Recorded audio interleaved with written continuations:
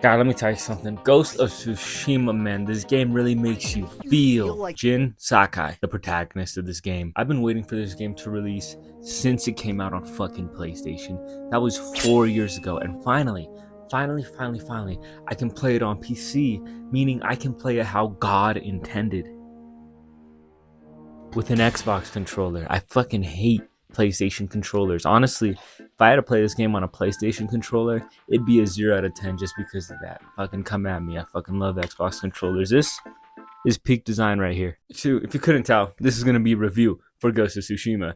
And I'm going to break it up in 3 parts, starting with the... Now let me tell you something. Open world games are either class or they're ass. And thank God this one is class, baby. I mean, look at this. That is beautiful. Now, unfortunately, it's optimized like shit on PC. And also, my PC fucking sucks dick. In fact, my cousin even said this game looks like plastic on my PC. To name one of my favorite things to do, it's the bamboo stands. I don't know why I love doing these bamboo stands. And I don't mean like I'm good at them. I suck at them. It takes me like 20 minutes to beat a bamboo stand. But in my head, I just find it comically funny that you're the last samurai, the ghost of Tsushima, and you can't even cut a baboon stand. A baboon? How do you say it? A baboon? A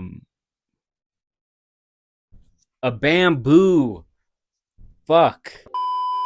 It amazes me that you can't cut a bamboo stand, right? I'm supposed to be the last hope.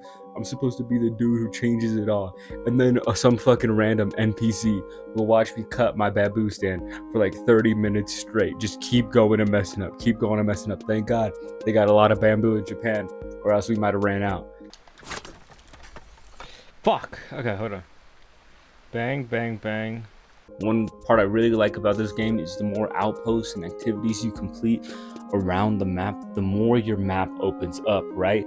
Before, it's just a complete blank map, and then as you run across, you make a line through that map of shit you've explored. But then if you complete an outpost, boom, you get a lot more like coverage out of the map than you would if you just fucking explored up and down and up and down.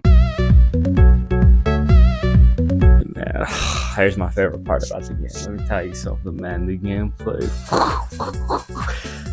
let me tell you, strap in. All right, I love games that let you come into a fucking outpost and just put your meat out on the table. And this game lets you put the whole hog out on the table. But one thing that's very important, it's a very thin line that you gotta walk as a game developer, is you gotta be allowed to put your whole hog out on the table as a player, but also not be overpowered. Alright? Let me tell you something. I've been able to clear a camp full of dozens of men where they're all coming on me at the same time. And I've also died to a dude who just learned how to pick up a spear and he's in like fucking like raggy clothes and shit.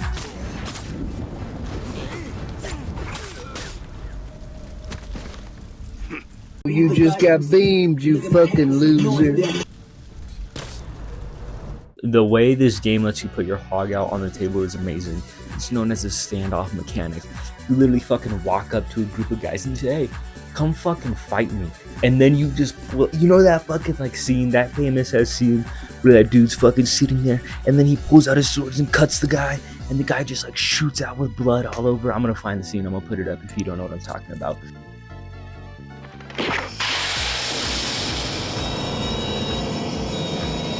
The game literally has a mechanic for that, and it's one of the best parts about this game. Alright, I love it. I spam the standoff mechanic so much because it just feels so badass to be in that position. How does the actual combat feel after the standoff? Let me tell you something. The combat feels great. Alright, it is fast-paced but difficult. One thing I really like about this game is one enemy will go down in 2 to 3 hits. If you're playing on the hardest difficulty, everybody's one shot and so are you. And I just like that sort of flip on the head of difficulty, where in most games that are like this, you would just have enemies with bigger health pools and more accuracy or like more damage or more aggro, and it sort of makes the game boring. It's an artificial layer of difficulty, whereas in this game, they literally say, okay, we'll give you fucking difficult, we'll make everything one shot, and we'll change the behavior of how these guys work. That is difficult right there, and I can appreciate that to a full extent. Kind of circling back to the combat system, it's very, very in depth. One thing I really like about the combat system is that there's 4 total stances in the game, and depending on what enemy you have to switch that stance. Sword guy, alright, you go in your stone stance. Shield guy, water stance, baby. I jump in your bitch like water. Spear, wind stance.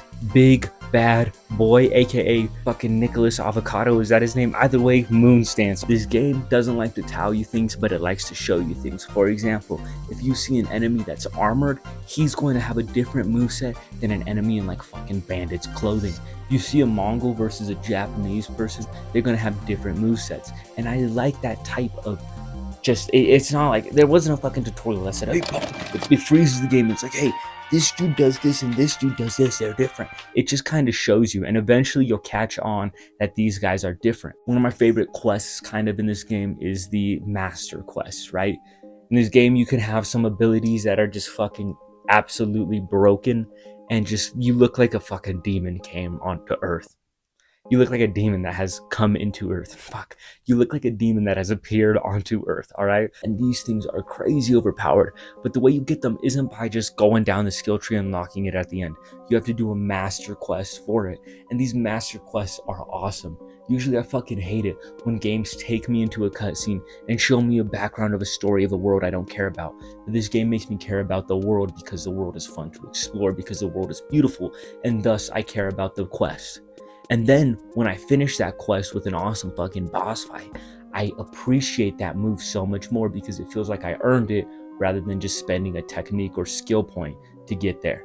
For example, one of the weapons, right, the longbow, you have to unlock by doing one of these master quests. Every time I pull out my longbow, I am reminded I killed a literal fucking demon to get this longbow. Spoilers. Speaking of weapons, right? What are weapons without armor? And the armor variation in this game is, alright, let me tell you, it's drip or drown, and I know water stance, baby.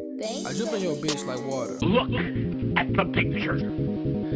I'm gonna be honest, the story slaps. And I don't want to talk about the story too much because I feel like you should play this game for yourself and experience the story for yourself, but I do want to touch on a few points.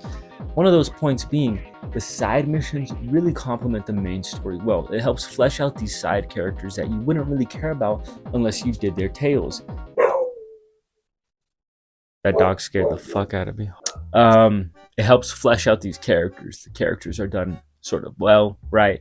But being able to do these side missions, you really kind of get to understand their values. So I will admit, sometimes the writing gets a little wonky, I'll be honest. Like, for example, right, all of the characters you meet sort of have their own goals and ambitions, right? They don't really necessarily care about what the main character cares about as much, right? But then out of random, they'll just be like, hey, you know I'm like trying to kill my student who like betrayed my entire clan and everything, but I'll help you with your thing real quick. See you there in a couple hours. It makes sense. I know you kind of got to do that for the main story where you have all these side characters coming together and you get the like good ending or whatever. But it feels, I don't know, like it kind of takes the wind out of the sails in their own tales. Wow, the quests are called tales. That was a poem, bro. It takes the wind out of their sails in their own stories. You know what I mean?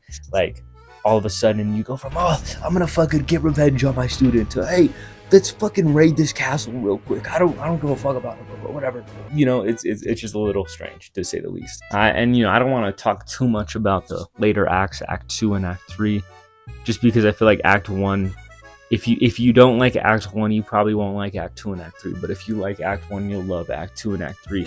And I think Act 1 does a very good job at setting up the pace for the story, and it kind of just fucking sets the T-ball up for a fucking home run later on, you know what I mean? And I've always liked the beginning of games more than the end of games because it sets the tone, and Ghost of Tsushima sets a perfect tone for what's going to come later in the story.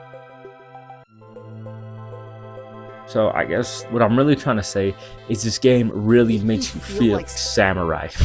Pretty much, if you like anything medieval themed, this game is a must play. If you like samurais, this game is a must play. If you like melee combat, this game is a must play. If you like Far Cry type games, this game is a must play. If you are not described in the previous statements, you're probably a boring person. And a boring person like yourself should play this game, but you should wait on sale. Subscribe to Chucked Out, motherfuckers!